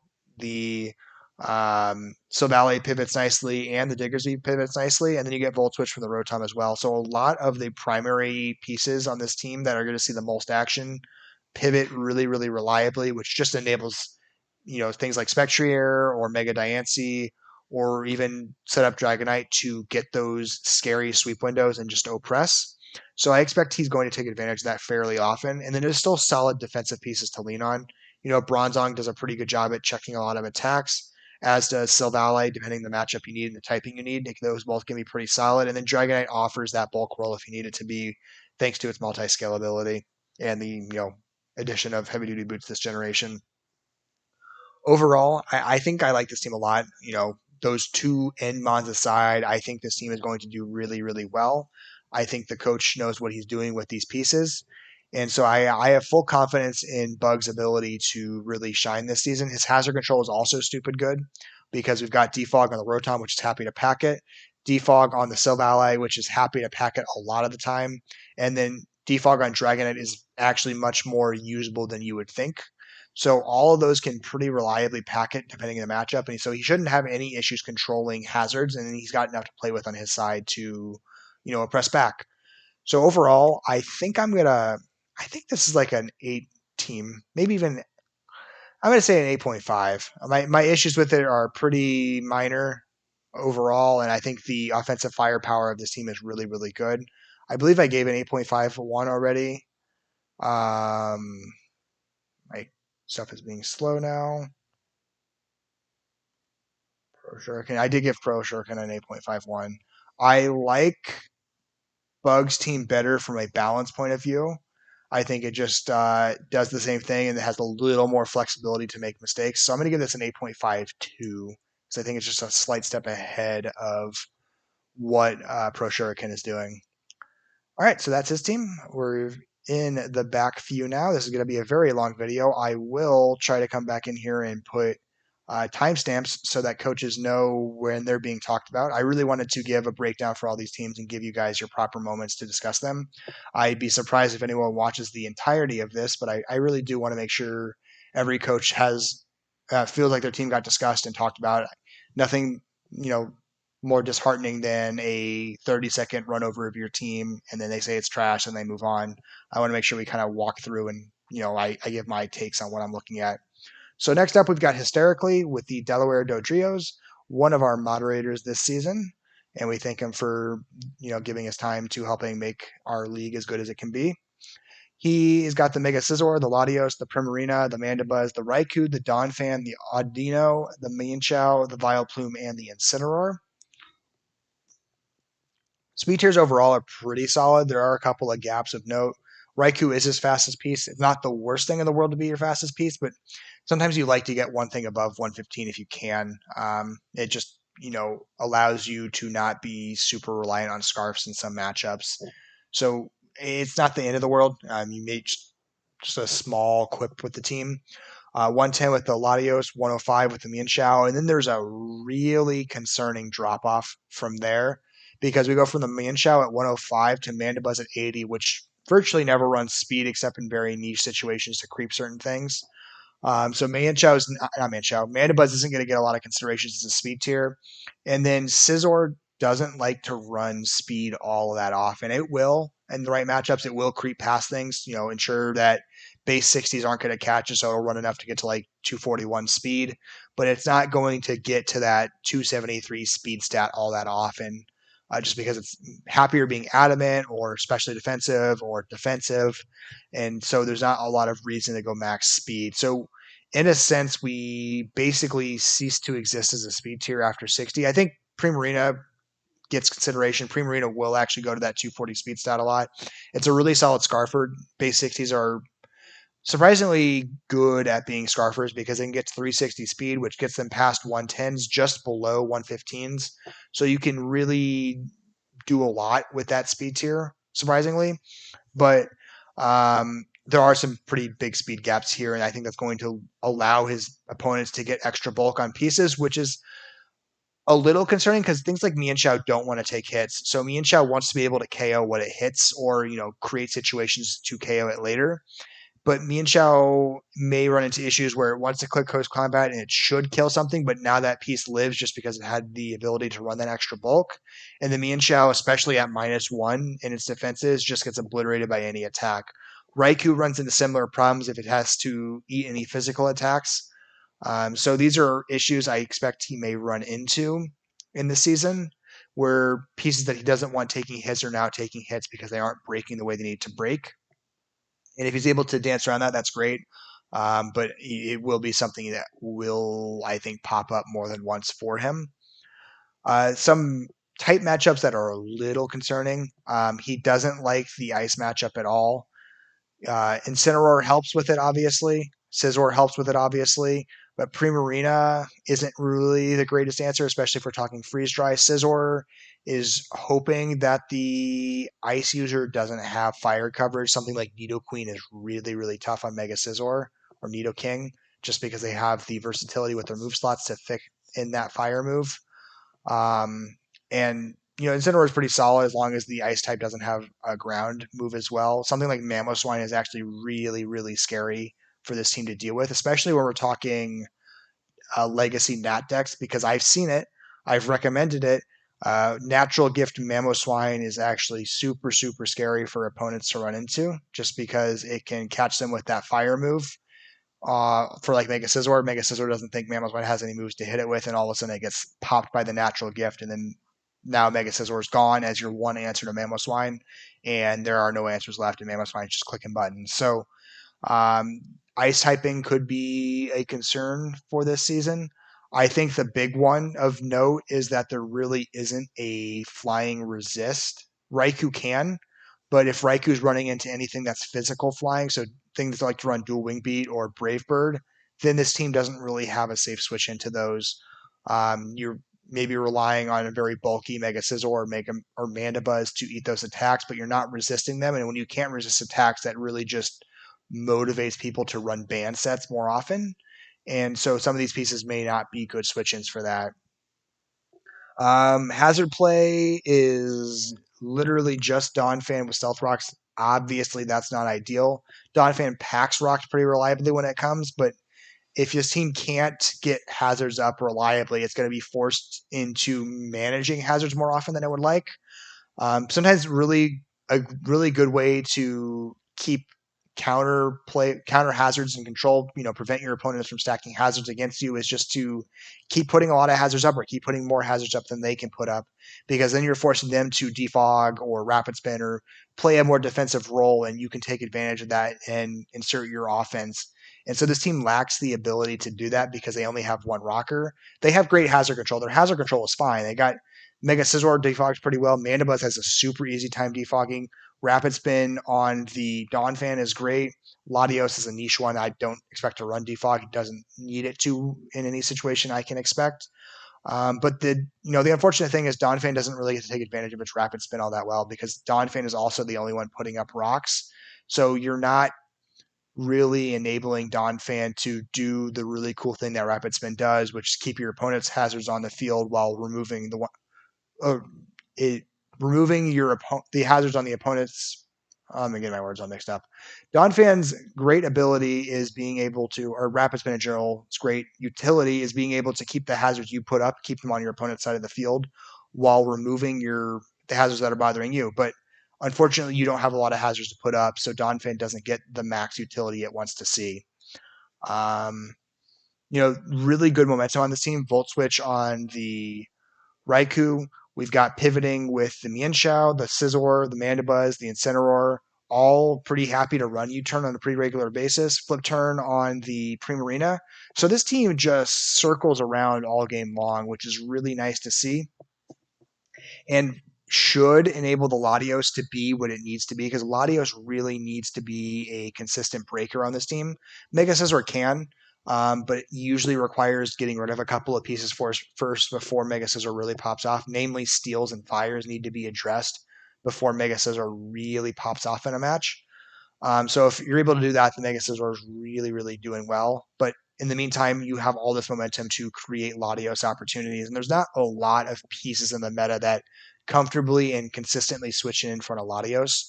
So if you're able to generate those plays often, and he's got the ability to do so, then you're in a really, really solid spot.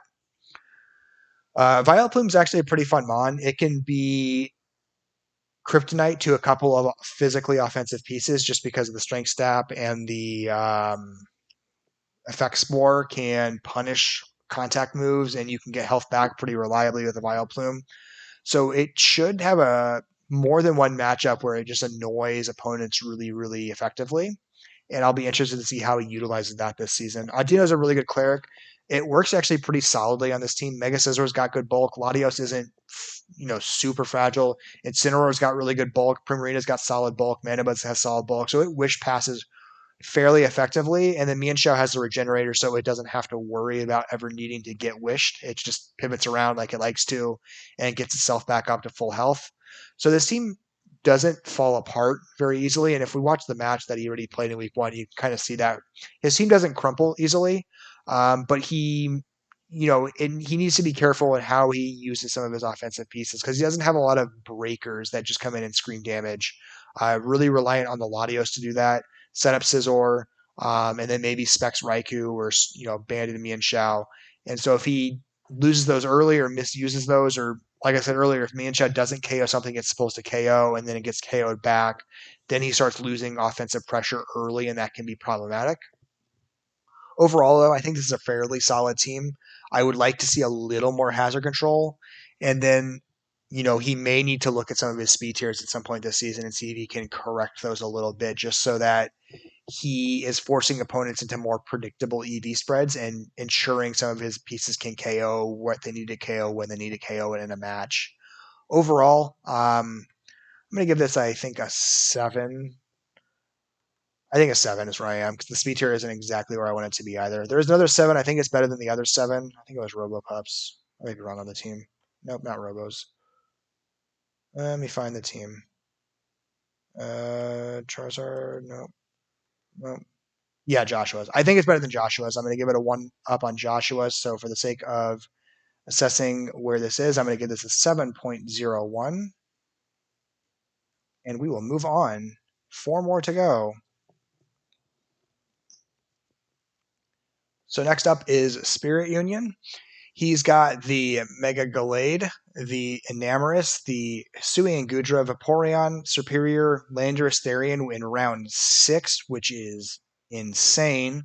Arcanine, Overquill, Greninja, and then the Hisuian Zorua, which I think is just a mascot pick since he's the Denton Zoroark, and Emmo gave no one any chance at all to snag Hisuian Zoroark since that was the very first pick in the draft.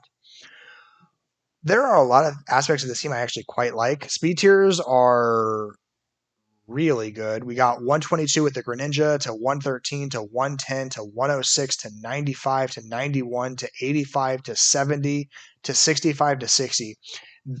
There is 0 gaps that are larger than 15, and the only 15 gap we're even talking about is the 85 to 70, which is okay.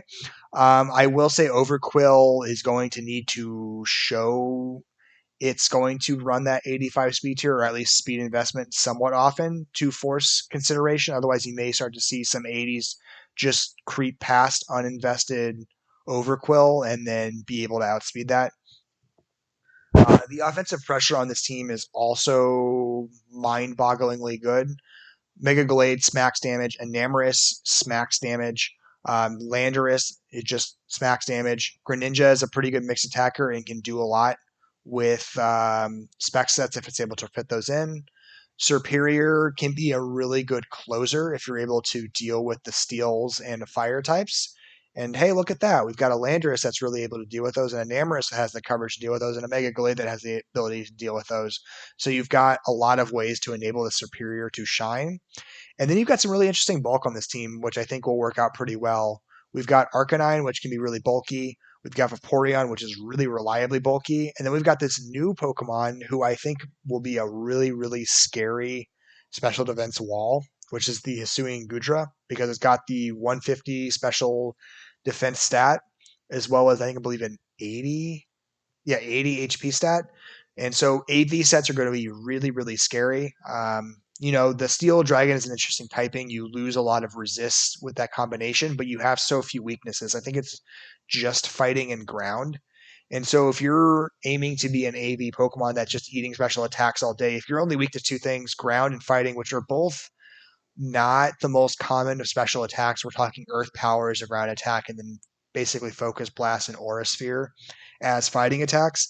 This thing just walls special attacks all day. I think we did calcs before, and Moon Blast from an uninvested Clefable does like 10 or 12% to an AV Gudra. So this thing can just sit there and eat attacks and has surprisingly good coverage for something with such a limited move pool right now. It's got like all the elemental punches. It's got Sludge Bomb. It's got Iron Head. It's got Draco Meteor. It's got not Infestation. It does not have Infestation yet. It's got something else of value.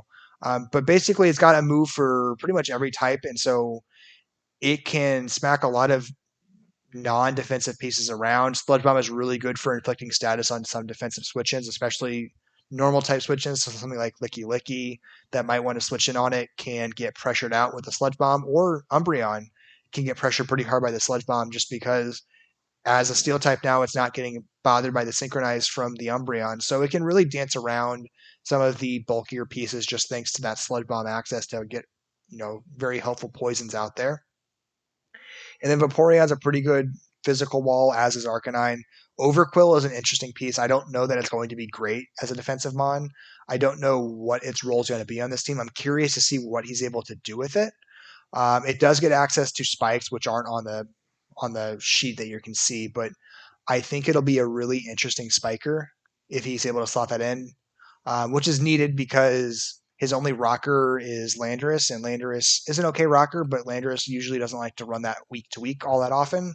And then Greninja offers some interesting utility with hazards as well. T-Spike's Greninja is underrated, and I think will be pretty useful for him, during the season. I'll be curious to see what he's able to do with that. Hazard control game isn't super exciting. Superior can run defog, doesn't love to run defog. Landorus doesn't want to be relegated to this defensive role too much. It's not the worst thing in the world on this team. This team does have pretty good offensive breaker with the Mega Gallade, so it's not overly reliant on the Landorus to be that role, but Landorus just doesn't want to be trapped as a defogger very often. And this team definitely wants some hazard control. Two flying types. Rocks definitely are a nuisance here over time because a Namorous doesn't want to have to be stuck running heavy duty boots every week to deal with rocks. And this team at the moment really incentivizes opponents to run rocks because Arcanine doesn't want to deal with those either. And then Vaporeon and Superior can definitely be worn down by rock play over the course of a match. And T-Spikes against this team are actually pretty solid as well, since Overquill isn't going to be a reliable week-to-week bring. So it'll be interesting to see how he navigates that.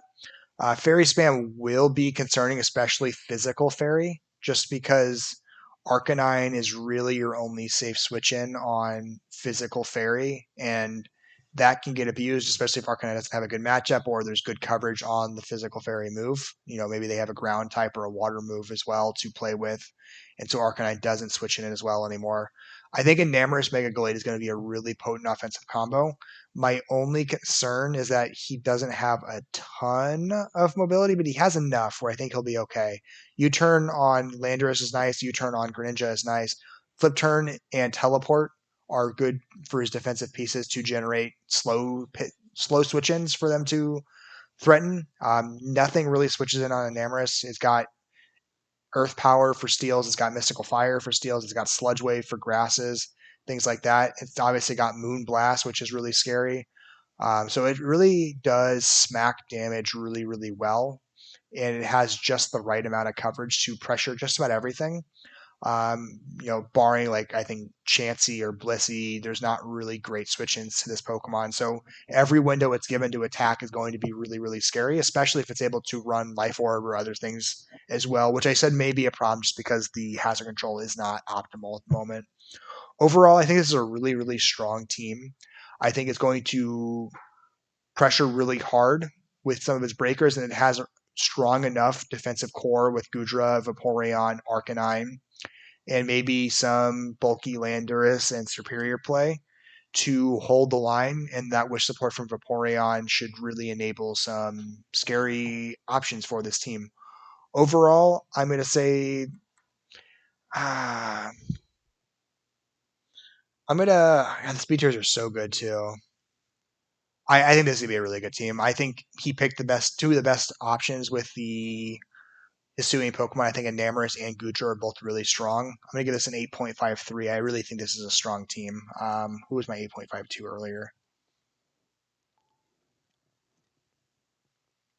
Not you. Was it Bug? It was Bug. No, I like Bugs more.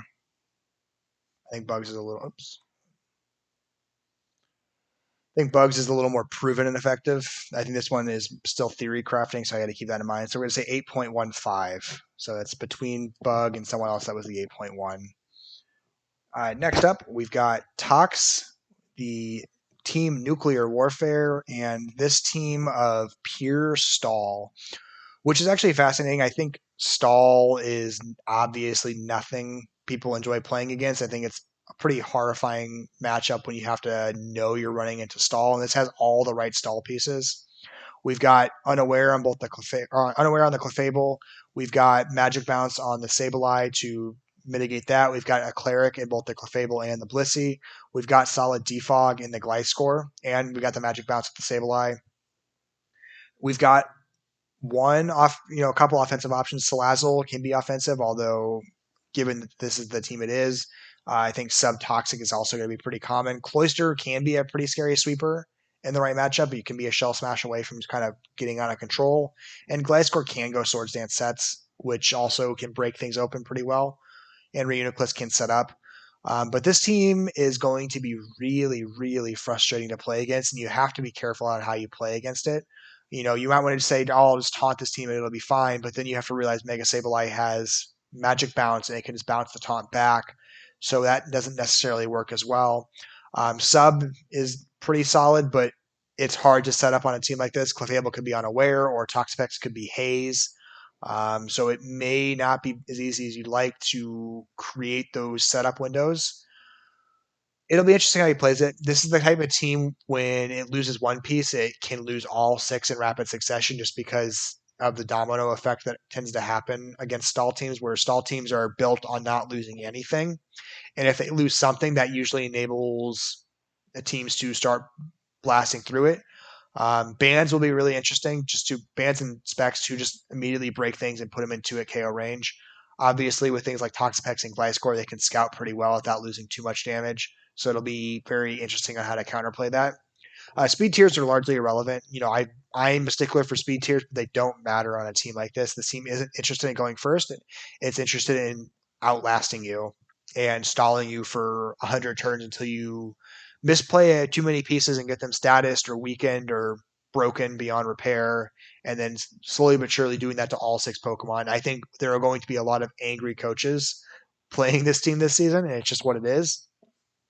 Hazard play is stupidly solid as well. We've got Stealth Rocks on three viable options with the Gliscor, the Clefable, and the Blissey.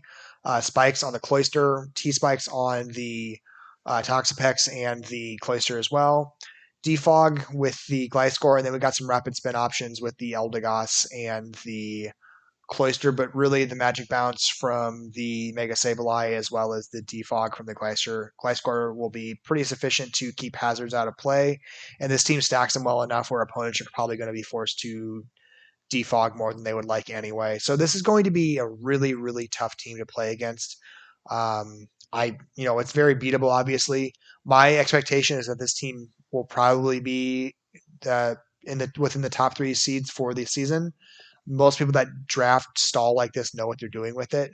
So I expect this to finish as a top 3 seed. I also expect it to probably get bounced out by semifinals just because when someone really hones in on a gameplay strategy for this team, it can crumble pretty quickly. So if an opponent knows exactly what they're doing and has the right pieces to address it in a certain way, then it can really break. Ditto is, of course, a nuisance because you can't set up on it without being at threat of a counter Ditto sweep. So there's a lot on this team that's going to make it really difficult on opponents. They're really going to have to exercise some brain power to kind of push through this. But if they find the right piece that just busts it open, things like substitute nasty plot Togekiss actually threaten this team super hard because nothing breaks stall worse than RNG sometimes. So you could see interesting things with some of those Haxmons like Togekiss or maybe even Jirachi just kind of cheating their way to victory. And if they're able to do that, it could be really interesting. Overall, it's hard to fault the team for anything major because it knows exactly what it's trying to do. It didn't really waste any move slots. Eldegoss is on there. I probably should give it a 0 for the Eldegoss pick, but I won't just because objectively this is a strong team. Hisuian Sliggoo is just, points as well that don't mean too much. I think it has all the pieces at once and it has offensive options if it wants those.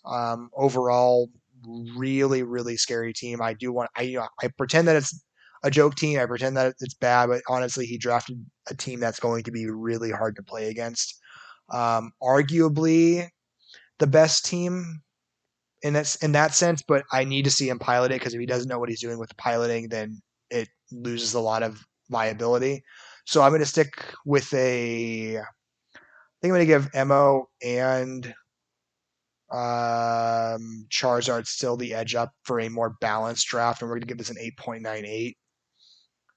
But it's really, really scary, and I expect it to perform really well. All right, next up is our penultimate coach. We've got Evelynn with the Dallas Dreepies. Actually, some good speed tiers on this team as well. We've got the Zeraora, the Zygarde, Mega Blastoise, Crobat, Chansey, Rabombi, Alolan Muck, Cobalion, Cresselia, Sceptile, and Thwackey. I will say that it's going to be really hard for Rabombi to earn its value on this team because it doesn't really need webs all that much. Zeraora doesn't care about them at all. Zeraora isn't going to be running into a lot of issues with speed. Obviously opponents will scarf down speed Zeraora, but by and large, Zeraora isn't going to be pressured too much by that over the course of a season. And it has the bulk to navigate around some of those scarf users, especially looking at the Chansey and the Alolan Muck, the Zygarde, the Cobalion, Cresselia. This team doesn't really have too many issues with scarf users to navigate the Zeraora. So Rabombi's kind of in no man's land, but the speed tiers overall are still really good. 143 to 130 to 124 to 120 to 108 to 95, 85, 80, 78. Overall, really solid. Most of those forced counter prep in consideration. Not so much the Sceptile, but it's there. Hazard play is a little lackluster. I mean, Chansey rocks decently well. If Cobalion comes to a match, it probably rocks as well. The lack of a fire type on this team does hurt just because it puts a lot of pressure on Crobat to be the fairy switch in. Just because a Muck is a neutral resist. Muck can pressure, obviously, because it has that poison typing as well as pursuit trapping in this league. But Muck doesn't deal as well with play rough spam, so something like Mega Mawile is actually going to be really, really difficult for this team to deal with. There isn't a good switch in for a Mega Mawile here. Cobalion is going to be a short-term answer, but Cobalion struggles to pressure Mega Mawile back, so it just kind of gets smacked around by play roughs. But overall, I like a lot of what this team's doing. Zeraora is a really good closer. I would like to see, and I think this is probably one of my points of criticism here, is I would like to see some kind of breaker on this team. This team has a lot of good cleaners or a lot of good pieces that like to smack damage, but decent damage, but not breaking damage. Zygarde wants to sub set up or, sub stall. Mega Blastoise can't shell smash, so it's forced to work with the stats it has available. Water Pulse, Aura Sphere, Flash Cannon, Dark Pulse, those are all solid things that can play along with the Mega Launcher ability, but there are some special walls that can really shut that down. Crobat needs turns to set up. Muck can smack damage, but it doesn't always get the right situations to do it. Cresselia can sweep games, but it needs time to set up. Thwacky is a niche spring, but it's obviously very potent when it does. So overall, this team kind of lacks that piece that just comes in and just breaks teams open to enable cleanup with Zero Aura, because that's what Zero Aura wants. Zero Aura isn't going to be your reliable sweeper, it's a cleaner. And it's very important to kind of distinguish between those two roles. Zero Aura doesn't pop teams open and break them in irrevocably. Banded sets can, in the right matchups, but overall, Zero Aura wants to see a lot of pieces go down or get weakened or get their scarves knocked off, and then it just kind of comes in and starts cleaning up KOs left and right mid late game. That's where it really shines, and there's not a lot of pieces on this team that enable that at the moment, I think. Zygarde's fun. I think it'll do well for this team. I would like to see a little bit more momentum. There is some pieces that pivot, but they don't always like to pivot. We got Volt Switch on the Zero Aura, which can run that and usually will a lot of the time throughout the season. Cobalion can run Volt Switch as well. Cobalion isn't going to see super consistent play, and it may not be able to slot that Volt Switch when it does come, so that might be a trouble as well. Thwacky doesn't really ever want to click U-turn when it shows up in matches. It just wants to click Woodhammer and Grassy Glide, whatever makes the most sense. So U-turn is there, but it's not the most viable click for the Thwacky. Rabombi can pivot, also struggles to pivot just because it wants to get Sticky Webs out, Stun Spore, something like that. So it's not pivoting a ton. And then you're kind of left with the Crobat, which does pivot nicely, the Blastoise, which does pivot nicely, and then the Chansey can generally pivot okay, but it can struggle sometimes to pivot. Cobalion is really helpful on this team, though, because it helps check some of the knockoff spam that this team does not want to see. Blastoise is a short-term solution to knockoff spam, but it doesn't want to be eating that constantly. Chansey doesn't want to lose its Eviolite. Muck doesn't like to lose its item. Usually it's an AV or Black Sludge that likes to keep that item as much as possible. So Cobalion keeps the knockoff in check because of the justified ability, boosting the attack by 1 every time that happens. So opponents can't just freely spam, which is really, really good because Zygarde likes to keep usually its leftovers in check so they can sub reliably, things like that. So Cobalion has value on this team. It just feels like this team wanted a fire type so that it had another fairy option, because that steel fighting combination takes away a fairy check that the steel normally provides and then puts more pressure on Crobat to be that answer. Overall, I think it's a solid team. I think there are some issues it's going to run into. Ice Spam is going to put a lot of pressure on Blastoise to keep that in check. Cobalion as well to an extent. Fire Spam is fairly notable, especially if they have, they have 2 switch-ins to Fire Spam, Zygarde and Blastoise, so that makes them pretty predictably prone to Toxic Spam as well, especially if we're talking physical fire here, so Chansey can't switch in on it. So something like Cinderace clicking Pyro Balls is tough for this team to manage long-term, and Blastoise and Zygarde can get caught in U-turn loops by those Pokemon.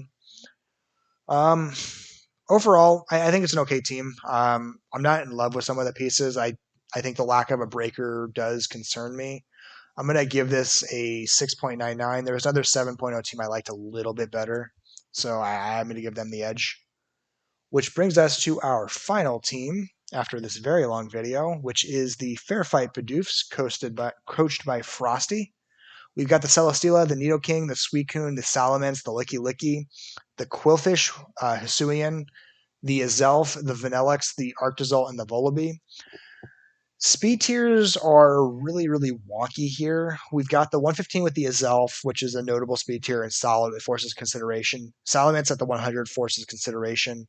And then we've got 3 straight things at 85 that aren't that exciting.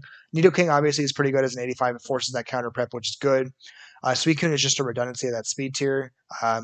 Would have been nice to see the water type maybe utilize a different speed tier. Hisuian Quillfish, I think, is not going to do anything well in this league. I dare say it's a bad Pokemon that is getting overvalued here. There's some fun counter play going on here, or counter speed play going on here with the Arctozolt and the Vanillix to get that Slush Rush speed boost to maybe enable it to shine a little better. Arctozolt's hit and miss depending on the quality of the coach and how comfortable they are piloting Hail. If they're comfortable doing that, they can generate opportunities, and it's really, really scary. Something of note you usually like to see on slush rush teams that are really trying to create windows for Arctisol to oppress, since they need to have solid momentum. And this team unfortunately lacks that. We've got U-turn Volibee, which will almost never show up, and then U-turn Azelf, and that's it. That's all the momentum this team has. So Arctisol's going to have a really hard time getting safe entry onto the field to inflict that damage, which is unfortunate because that can be a really potent, discount cost option, because the combination of Vanillix and Arctisol probably cost him like 10 points. And so that can be really potent. It's just, I don't know that the momentum pieces are there to really enable that. Hazard play is also a little concerning. Nidoking can stealth rock and T-Spike. I've done both with him in the past. He's not as good at Nidoqueen as doing that because he doesn't have as much bulk. And then Azelf, same issue, has no bulk. It can be a suicide rocker, but again, Azelf doesn't love to run that slot either. So you have not particularly exciting hazard setters, and then Salamence is your only reliable bring as a defogger. Volibee may see a game or two of action, but it's not going to defog all that well. There is Hisuian Quillfish. I should mention Hisuian Quillfish can set spikes, but I'm not confident in how viable that Pokemon is going to be this season. So I can't put a lot of I can't give it a lot of credit as a hazard setter until it proves to be a reliable one, and I'm not convinced it will be. Licky Licky and Suicune offer a pretty solid defensive core, as well as Celesteela, to just make it very difficult for opponents to break through this team easily. Leech Seed Celesteela plus Wish Licky Licky can make it really painful and annoying. Suicune can be subcom mindsets pretty reliably and potently in a lot of matchups, so I expect that to show up as well. I do wish this team had a piece that just kind of hits the field and threatens damage. I feel like it's lacking in that regard, where there's just not that one piece where you're like, wow, that's scary. That's going to break me right open. Nidoking can, be hard to switch into, but if there's a switch in for it, it's not going to be as impressive as it wants to be. Celesteela has the automized potential, automized Meteor Beam or automized Physical Sweeper to break things open. Salamence obviously has Dragon Dance, but all these pieces need a turn or so to really set up. Suicune can do the same thing over the course of like 5 turns if your opponent misplays. But this team has a hard time just kind of coming out and being like, creating designated switch ins. There aren't a lot of pieces here that force a designated switch in. Nidoking and Salamence are not the only pieces that force a dedicated switch in, other than Arctisol, but Arctisol isn't always going to see consistent play. And if you can't force designated switch ins, it's hard to create, good game flow, to create winning situations where you start breaking pieces down, or you create those opportunities for Nidoking to hit the field safely and inflict damage, or Suicune can hit the field safely and click substitute like it likes to do. And so that there may be issues the team runs into where it just isn't inflicting that damage that it wants to inflict because there aren't reliable, ready to go breakers here. Most of these pieces need a turn or two to really get moving. And so if he's not able to dictate the flow of a game to create those situations, I can see that being an issue as it goes along. Unfortunately, I have concerns about how this team is going to do. If people misplay around the Celesteela or they get passive in front of the Suicune and let it set up, then obviously he can do really, really well. But if opponents play appropriately and don't give them windows, and this team doesn't easily address electric spam, which is actually really notable. Nidoking isn't the most reliable switch into electric attacks just because it lacks the bulk. And a lot of electric users can have that dreaded bolt beam coverage with, Thunderbolt plus Ice Beam, or maybe a ground attack, or maybe a water attack. And so Nidoking struggles to be that switch in, and that's really the only switch in to electric attacks beside Arctisol. Arctisol doesn't have the easiest time switching in unless Hail's on the field, so it can oppress the turn after. So overall, I think I have concerns with this team. I'll give it like a 6. I don't think the speed's there. I don't think the hazard control is there. I don't think the hazards are there. But I'm curious to see what Frosty can do with it. There are some particularly annoying and effective pieces that could prove burdensome to opponents throughout the course of the season. But we'll have to see what he does. So that is our tiering analysis for the Initiate Division. Overall, some pretty strong teams in here, a couple that raise some concern. I'll try to include a timestamps for all of the individual assessments because there are a lot of them, and this is a long video. So if you're really curious to find yours and only yours, I'll try to make it easier for you. But overall, I hope you guys don't hate it too much. I know me and Gio promised hot takes and only bad takes, but I tried to give a more in-depth analysis for this division because I think some of these coaches are newer to draft. I believe Tox actually said this was his first draft, so I'm surprised he went hard stall on his first draft. But overall, we have some newer coaches in here, some that maybe just haven't had that breakout season yet that they're looking for. So I wanted to take some time and look at those teams a little more closely and give some honest feedback on what I like and what I think can improve. And I hope that does help the coaches assess their teams a little more, maybe look at ways to improve, maybe just gives them awareness of issues they need to be aware of as they go into prep and try to avoid certain situations that might break their team down. Hope you all found that helpful. I know Gio and maybe someone else will be showing up for the Disciple PRs soon, so stay tuned for that.